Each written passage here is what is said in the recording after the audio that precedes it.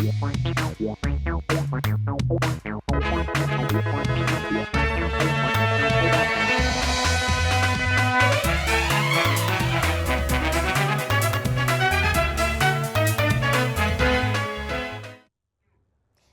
मेरा नाम है श्रुति जोशी और आप देख रहे हैं राष्ट्रीय समाचार।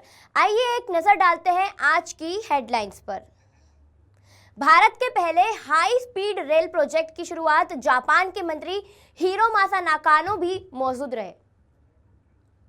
बिहार की सभी पार्टियों के साथ सीईसी की बैठक, पटना के होटल ताज में मीटिंग, 3 दिन में हो सकता है तारीखों का ऐलान। भारत रूस से और S-400 डिफेंस सिस्टम खरीद सकता है। S-500 खरीदने पर भी विचार करेगा। दिसंबर में पुतिन के भारत दौरे के समय डील संभव। भारत ने अहमदाबाद टेस्ट पारी 140 रन से जीता। वेस्ट इंडीज दूसरी पारी में 146 रन पर ऑल आउट। जडेजा ने लिए 4 विकेट। अमेरिका ने ट्रंप की तस्वीर वाले $1 के सिक्के का डिजाइन पेश किया। 2026 में होगा जारी। अब खबरें विस्तार से। भारत के पहले हाई स्पीड रेल प्रोजेक्ट यानी बुलेट ट्रेन प्रोजेक्ट की प्रगति की समीक्षा के लिए आज एक ऐतिहासिक दिन रहा। भारत के रेल मंत्री अश्विनी वैष्णव और जापान के भूमि अवसंरचना, परिवहन और पर्यटन के मंत्री हिरोमासा नाकानो ने संयुक्त रूप से सूरत में प्रोजेक्ट साइट का दौरा किया। इस मौके पर दोनों देशों के बीच तकनीकी सहयोग और साझेदारी को नई मजबूती मिली है। सूरत एयरपोर्ट पर जापानी मंत्री हिरोमासा नाकानो का पारंपरिक अंदाज में स्वागत किया गया। भारतीय संस्कृति की झलक दिखाते हुए गरबा समारोह का आयोजन हुआ, जिसने इस अंतर्राष्ट्रीय सहयोग के पल को और भी खास बना दिया। इसके बाद दोनों मंत्रियों ने हाई स्पीड रेल प्रोजेक्ट की निर्माण कार्य का विस्तृत निरीक्षण किया। उन्होंने टेक स्लिप लेइंग कार और टेक स्लिप एडजस्टमेंट जैसी अत्याधुनिक तकनीकों का जायजा लिया। एक तरफ अश्विनी वैष्णव जी का मानना है कि यह प्रोजेक्ट प्रधानमंत्री नरेंद्र मोदी के न्यू इंडिया के विजन की दिशा में एक बड़ा कदम है और गर्व है कि भारत में हाई स्पीड रेल निर्माण कार्य जैसी तेजी से आगे बढ़ रहा है। वहीं दूसरी तरफ जापान मंत्री हिरोमासा नाकानो का मानना है कि भारत के साथ जापान का सहयोग बेहद मजबूत है।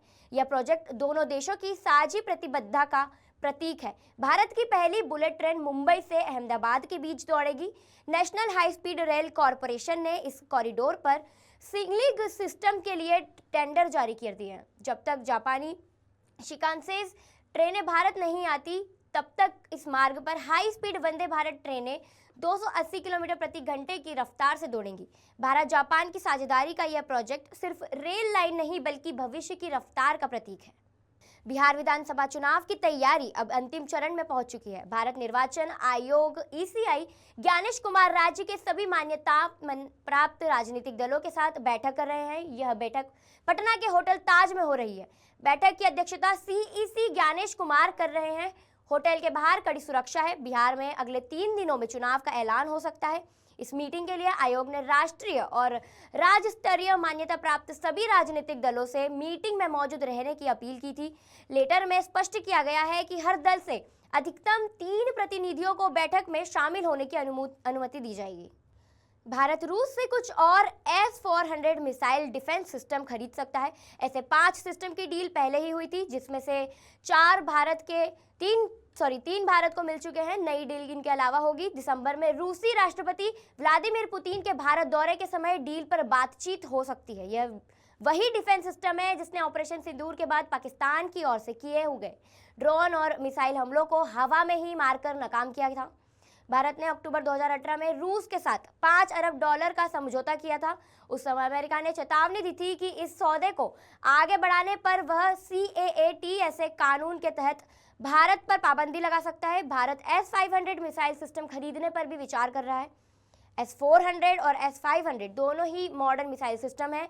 इसका इस्तेमाल एयर डिफेंस और दुश्मन के हवाई हमलों से बचने के लिए किया जाता है। एयर चीफ मार्शल बोले थे, भारत जरूरत के हिसाब से सिस्टम खरीदेगा।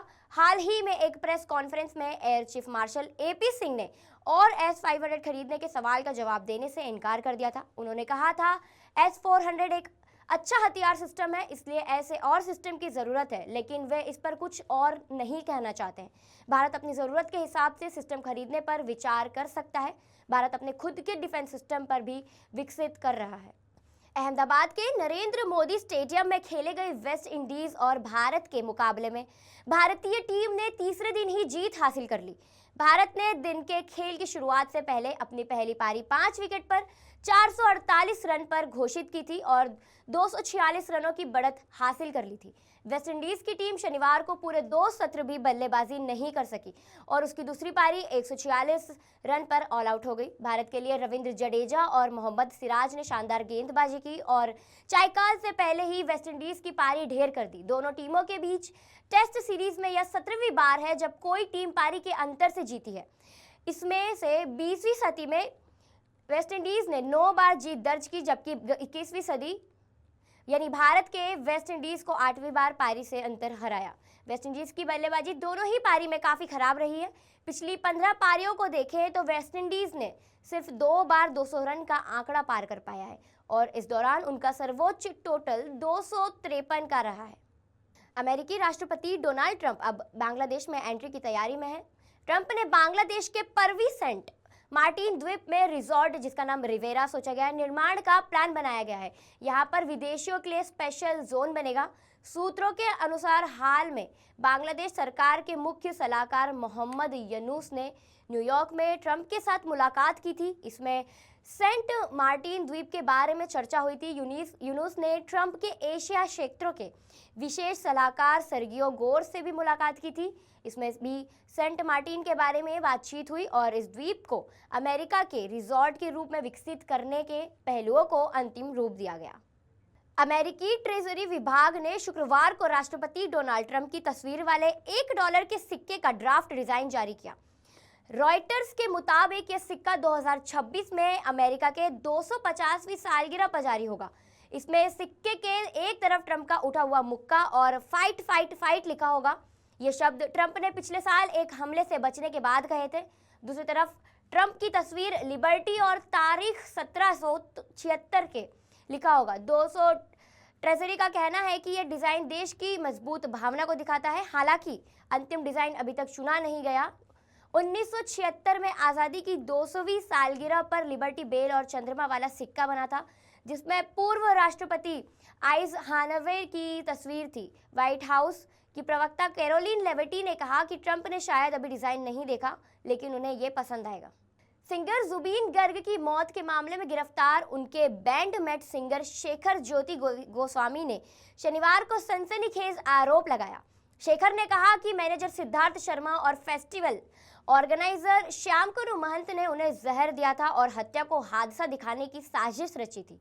गोस्वामी ने स्पेशल इन्वेस्टिगेशन टीम एसआईटी को पूछताछ में बताया कि manager Sharma pan Pacific hotel में उनके साथ रह रहे थे। जुबीन की मौत से पहले शर्मा का व्यवहार संदिग्ध था।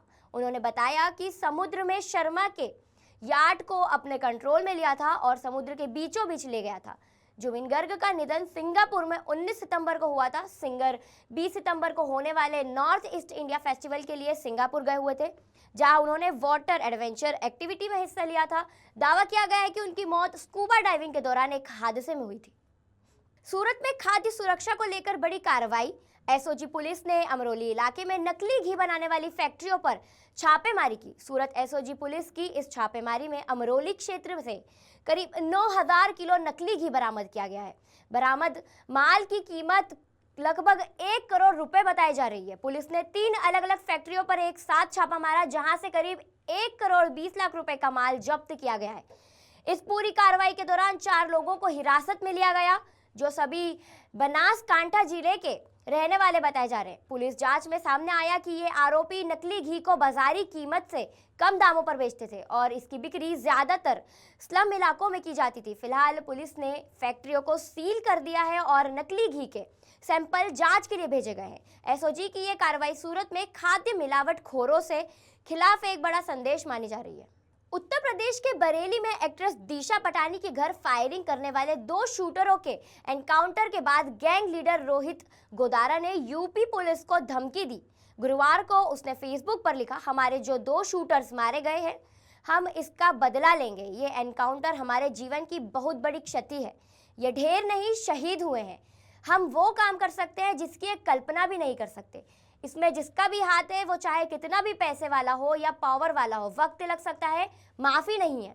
दरअसल 11 और 12 सितंबर को बरेली में एक्ट्रेस दिशा पटानी के घर फायरिंग हुई थी। इस मामले में यूपी एसटीएफ ने हरियाणा और दिल्ली पुलिस के साथ मिलकर बुधवार शाम को गाजियाबाद में 2 शूटरों को एनकाउंटर में मार गिराया। इनकी पहचान हरियाणा निवासी अरुण और रविंद्र के रूप में हुई थी। मारे गए रविंद्र और अरुण दोनों पेशेवर शूटर थे। रोहित गोदारा और गोल्डी बराड़ के गैंग के सदस्य थे। दोनों 1 लाख का इनाम था। इसके अलावा 11 सितंबर को फायरिंग करने वाले शूटर बागपत निवासी नकुल और विजय अभी फरार हैं। ये थी आज की ताज़ा खबरें। दोबारा मिलते हैं एक छोटे से ब्रेक के बाद। तब तक के लिए धन्यवाद।